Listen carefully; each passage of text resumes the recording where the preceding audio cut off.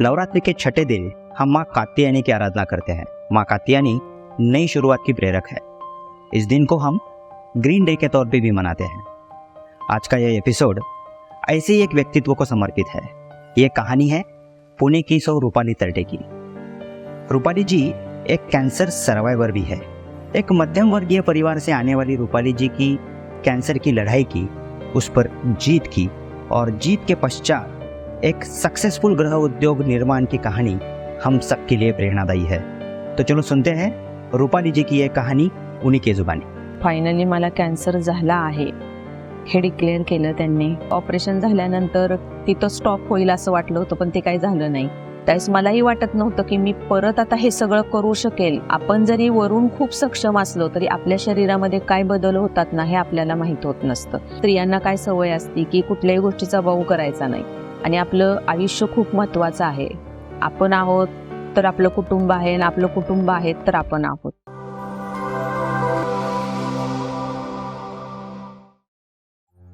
नमस्कार, मी सौ रूपाली योगेश तरटे। मी एक उद्योजिका आहे। माझा मसाल्यांचा, उठण्याचा आणि बॅगा आणि पर्स शिवण्याचा व्यवसाय आहे। तसेच मी कॅन्सर फायटर आहे। मी एक मध्यमवर्गीय कुटुंबातील गृहिणी आहे।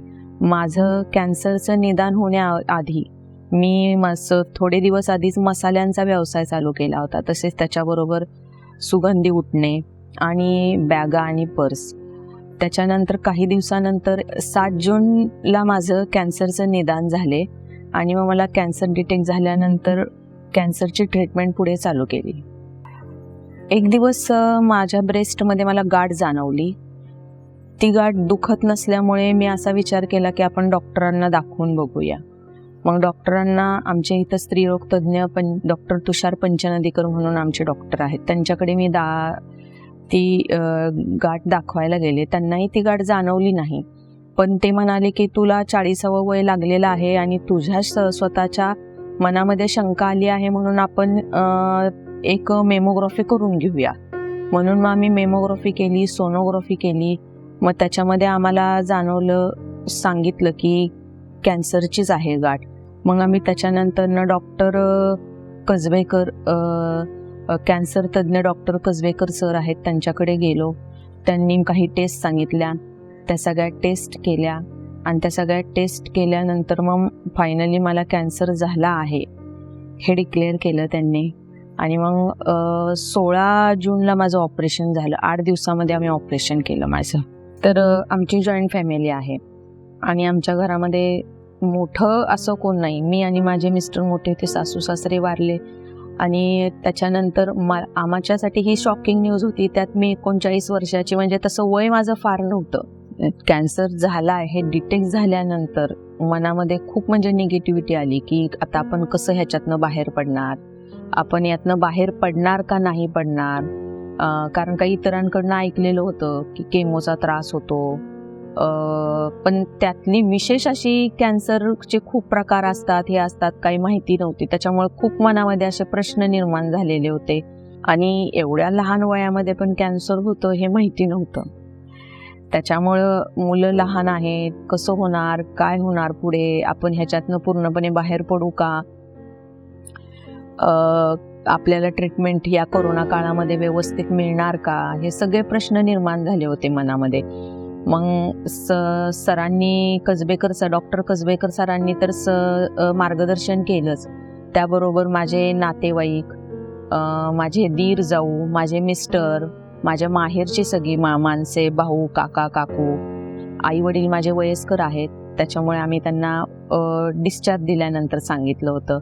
परत माझ्या मिस्टरांचे मामा, मामी, मावशी, त्यांचे सगळे नातेवाईक हे ते सगळ्यांनी म्हणजे मला वेळोवेळी येऊन फोन करून माझं ब्रेन वॉश करत राहिले। कसबेकर सर सारखे ब्रेन वॉश करत राहिले की असं नाही, तू यातनं बाहेर पडणार आहे, तू एक आई आहेस, तुझ्यामध्ये ती जिद्द हवी आहे, असं म्हणजे सगळ्यांनीच मला खूप छान असं मार्गदर्शन केलं, मोटिवेट केलं। त्याच्यामुळे मी ह्याच्यातनं बाहेर पडले। एक तर कॅन्सर झालेलं होतं, त्याची ट्रीटमेंट होती ती चॅलेंजिंग होती। केमोथेरपी, रेडिएशन, ऑपरेशन आधी सर्वात प्रथम म्हणजे टेस्ट नंतर डिटेक्ट होणं, त्याच्यानंतर आपलं सर्वांची फॅमिलीची आपली मेंटॅलिटी बिघडून जाणे आणि त्यानंतर परत ऑपरेशन झाल्यानंतर तिथं स्टॉप होईल असं वाटलं होतं, पण ते काही झालं नाही. केमोथेरपी सांगितली, तिथं स्टॉप होईल असं वाटलं, मग नंतर रेडिएशनची ट्रीटमेंट सांगितली. मग असं करत करत 5 महिने माझे ह्याच्यामध्ये गेले. त्यावेळेस काळजी वाटायची की आपल्यामुळे हॉस्पिटलमध्ये सगळेजण येणार, कोरोना काळ आहे. पण माझी जॉईंट फॅमिली असल्यामुळे माझ्या दीर आणि जाऊ आणि मिस्टरांनी खूप म्हणजे मला धीराने जाण्याची सामर्थ्य दिलं. आणि मुलं वगैरे, माझी जावेची मुलं, माझी 2 मुलं, ह्यांनी पण, हे छोटे असून पण मला वेळोवेळी मला धीर द्यायचे, समजून सांगायचे. आणि कुटुंबाची जबाबदारी म्हणायचं झालं तर त्यावेळेस एकत्र फॅमिली असल्यामुळे कुटुंबाची जबाबदारी, माझ्या डाएटची जबाबदारी, माझ्या मुलांची जबाबदारी, परत हॉस्पिटलमध्ये ज्या काही ट्रीटमेंट घ्यायच्यात त्याची सगळ्याची जबाबदारी माझ्या जाऊबाईंनी घेतली होती. ती माझ्यापेक्षा छोटी आहे, प्रियंका दिनेश तरटे नाव आहे तिचं. तिने माझी पूर्ण जबाबदारी घेतली. तिने कसबेकर सरांकडे येण्यापासून ते मी पूर्ण बरी होईपर्यंत माझी साथ दिली. वेळोवेळी म्हणजे माझ्याबरोबर भट डॉक्टरांकडे येणं, त्याच्यामुळे मला आणि पूर्णपणे घराची जबाबदारी माझ्या दिरांनी आणि जावेने घेतली. त्याच्यामुळे माझ्या मिस्टरांना जॉब करत होते त्यावेळेस ऑफिसला जावं लागायचं, पण माझं टेन्शन नसायचं. कारण का केमो केल्यानंतर खूप विकनेसपणा येतो 8 दिवस, आणि तो विकनेसपणा कमी झाल्यानंतर परत आपली दुसरी सायकल येते केमोची. माझ्या मिस्टरांनी माझ्या मुलांकडं, माझ्याकडे अगदी खूप छान लक्ष दिलं. त्यांनी खूप काळजी घेतली माझी. त्याच्यामुळे मला अशी सुरुवातीला टेन्शन वाटत होतं, पण नंतर माझं टेन्शन ते पूर्ण गेलं. मला फक्त सांगितलं सगळ्यांनी, तू फक्त ह्यातनं बाहेर पडायचं एवढंच लक्षात ठेव. तुझ्यामध्ये एकच जिद्द ठेवू दे, तुझं एकच एम ठेव की आपल्याला ह्याच्यातनं फाईट करून पूर्णपणे बरं होऊन बाहेर यायचे. बाकीचं सगळं आम्ही बघतो. तर मानसिक, आर्थिक, शारीरिकदृष्ट्या तसं चॅलेंजिंगच होतं, पण सगळ्यांनी खूप सपोर्ट केला. त्याच्यामुळे आम्ही ह्या सगळ्यातनं बाहेर पडलो. कारण का हे असं आहे की ह्याच्यामध्ये काही स्त्रिया खूप सक्षम असतात की काही जरी झालं तरी आपण त्याला फाईट देऊन बाहेर येऊ, पण त्यातली मी नव्हते. मी थोडीशी भित्री असल्यामुळे, पण मला सपोर्ट घरातल्यांचा खूप चांगला मिळाला. त्याच्यामुळे मी ह्या गोष्टीवरती मी मात करू शकले. आणि ह्याच्यातनं मला बाहेर पडायला, हे करायला वेळोवेळी कसबेकर सरांनी ब्रेन वॉश केला. रीनानी मला वेळोवेळी मदत केली. रीना रोज मला फोन करून माझ्या मनातले जे काही प्रश्न असायचे त्या प्रश्नाला उत्तर द्यायची. त्याच्यानंतर अजय बलाई सर, त्यांनी पण मला वेळोवेळी खूप छान मार्गदर्शन केलं. त्याच्यामुळे माझ्यामध्ये नाही, आपल्याला आपल्या फॅमिलीसाठी, आपल्या मुलांसाठी आपल्याला ह्यातनं बाहेर पडावंच लागणार आहे. आपल्यासाठी आपली फॅमिली आहे आणि फॅमिलीसाठी आपण आहोत. आणि आयुष्य काय आहे ना, ह्याचं खूप महत्त्व कळालं की आपलं आयुष्य काय आहे, ह्याला किती महत्त्व दिलं पाहिजे, हे खूप कळालं मला त्यातून. आणि आपण यातनं सगळ्यातनं फाईट देऊन बाहेर आलंच पाहिजे, यायलाच पाहिजे. अशी पॉझिटिव्ह एनर्जी सगळ्या माझ्या घरातल्या माणसांमुळेच माझ्यात निर्माण झाली. या सगळ्या ह्याच्यामुळे मी पॉझिटिव्ह एनर्जी, म्हणजे माझ्यात पॉझिटिव्ह एनर्जी येत हळूहळू डेव्हलप होत गेली. एकतर फॅमिलीचं महत्त्व त्या ह्याच्यामध्ये फार कळालं आणि कळून चुकलं की कितीही वेळ वाईट आली तर आपली माणसं आपल्याबरोबर जर असतील ना, तर आपण जग जिंकू शकतो. सुरुवातीला माझ्या मनामध्ये सारखं यायचं की मलाच कसं झालं, का झालं, मी तर ह्या कुठल्याच कॅटेगरीमध्ये, म्हणजे हा ब्रेस्ट कॅन्सर होण्यासाठी एक लक्षणं असतात, त्यातल्या एकाही लक्षणामध्ये मी मोडत नव्हते. कुठल्याही लक्षणं, मला ताप येणं, विकनेस, हात दुखणं वगैरे कुठलीच लक्षणं माझ्यामध्ये नव्हती. आणि तरी आपल्याला झाला, पण नंतर मला सगळ्यांनी समजून सांगून कसबेकर सरांनी सांगून मी तो विषय डोक्यातनं काढून टाकला.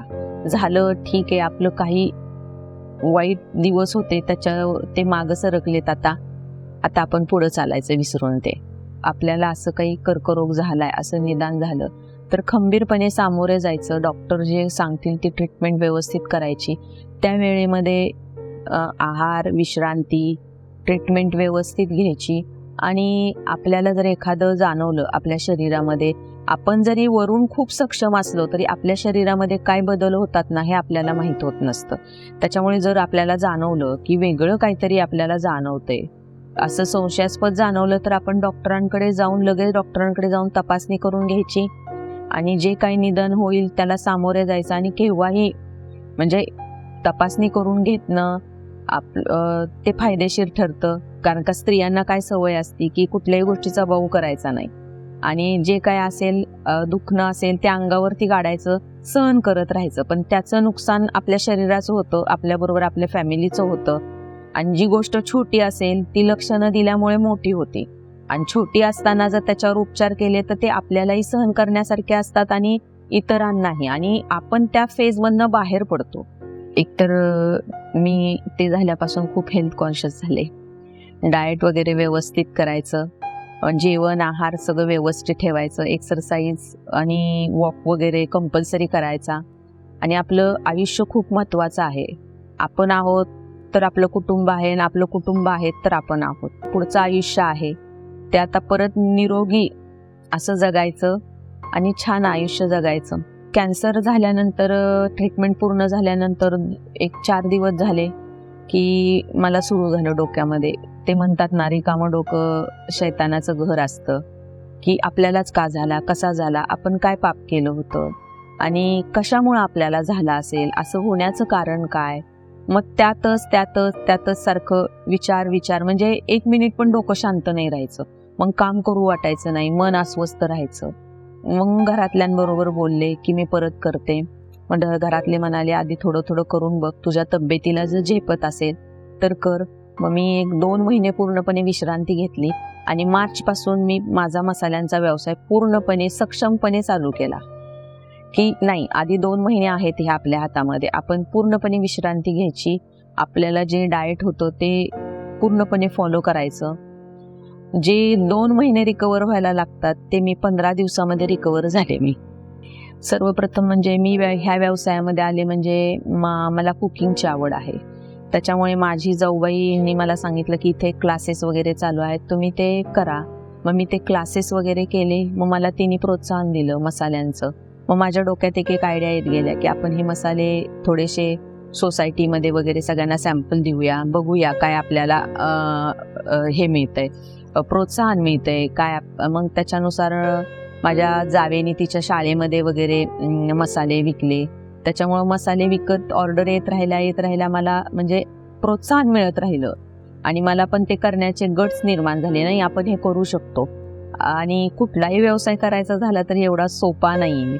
त्याच्यामध्ये आपण ग्राहक वर्ग सांभाळणं, त्याची पब्लिसिटी करणं हे फार चॅलेंजिंग आहे. आणि जो ग्राहक वर्ग आपल्याला मिळालेला आहे तो टिकवून ठेवणं फार महत्त्वाचं आहे. आणि त्यात पण एक चॅलेंजिंग म्हणजे आपली मसाल्यांची क्वालिटी ती शेवटपर्यंत एकच राहिली पाहिजे, त्याची टेस्ट सगळं ते खूप चॅलेंजिंग आहे. मला 7 जूनला माझा कॅन्सर डिटेक्ट झाला, माझं 16 जूनला ऑपरेशन झालं आणि 8 का 9 जूनपासून मला पहिली केमोसायकल झाली. मला त्यावेळेस त्या केमोसायकलचा मला खूप त्रास झाला. त्यावेळेस मलाही वाटत नव्हतं की मी परत आता हे सगळं करू शकेल, उभं राहू शकेल ह्यातनं. आणि त्याच्यानंतर माझी 17 डिसेंबरला माझी पूर्ण ट्रीटमेंट संपली. ऑपरेशन, केमोथेरपी आणि रेडिएशन. मग 19 डिसेंबर ते फेब्रुवारी पूर्ण 2.5 महिने मी पूर्ण आराम केला. काही एक्झर्शन होईल असं काहीही केलं नाही.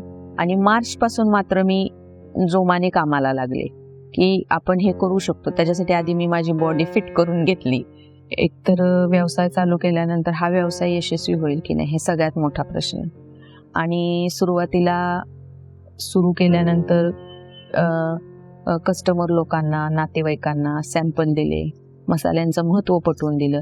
काहींना आवडले, काहींना नाही आवडले, पण सुरुवातीला टेन्शन यायचं. आपण करून ठेवलेलं आहे. कुठलीही गोष्ट करताना असं वाटतं ना आपल्याला यश यावं, यश नाही आलं तर थोडं आपण निराश होतो. मग त्याच्यामुळे मग चॅलेंज म्हणजे पण एवढं मात्र आहे की मी जे व्यवसाय सुरुवात केली ना, परमेश्वराच्या कृपेने, माझ्या फॅमिलीच्या ह्याच्याने मला सपोर्ट चांगला मिळाला. आणि माझे काका काकू इथं पुण्यामध्ये असतात, माझा भाऊ वडील मला कच्चा माल चांगल्या दर्जाचा मार्केटमधनं घेऊन देण्याचं मार्गदर्शन करायला लागले.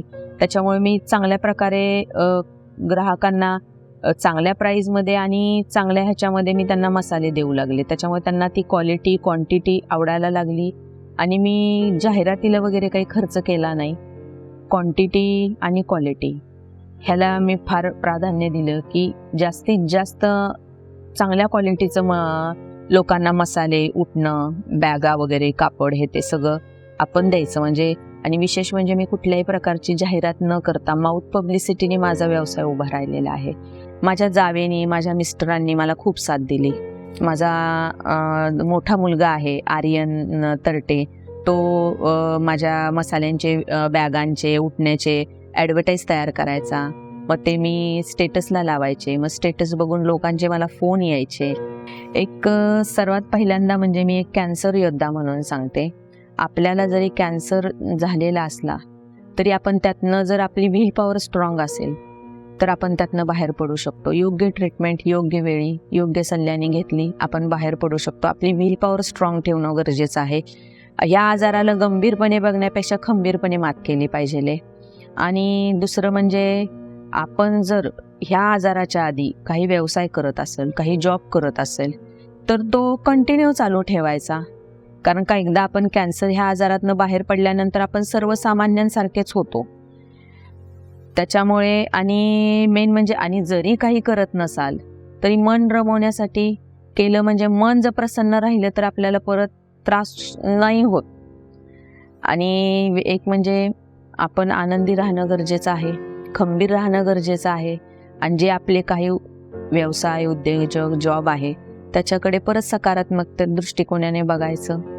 संदेश म्हणजे असा की आपल्याला काही जर जाणवलं तर आपण डॉक्टरांकडे जाऊन योग्य मार्गदर्शन घ्यायचं, खंबीरपणे उभे राहायचं आणि त्यात आहे त्या परिस्थितीला तोंड देऊन निघायचं. कारण का त्याशिवाय आपल्याकडे पर्याय नसतो. हे जर लक्षात ठेवलं आणि आपली विल पॉवर स्ट्रॉंग ठेवली ना की आपण ह्याच्यातनं बाहेर पडतो. आणि सगळ्यांनी असंच करा की जर काही वेगळं जाणवलं तर डॉक्टरांकडे जावा, चेकअप करा, त्यातनं बाहेर पडा आणि आपले जे आहे दैनंदिन दिनचर्या ती चालू ठेवा. कोण जॉब करत असेल करा, नसेल करत तर आपलं मन रमवण्यासाठी करा.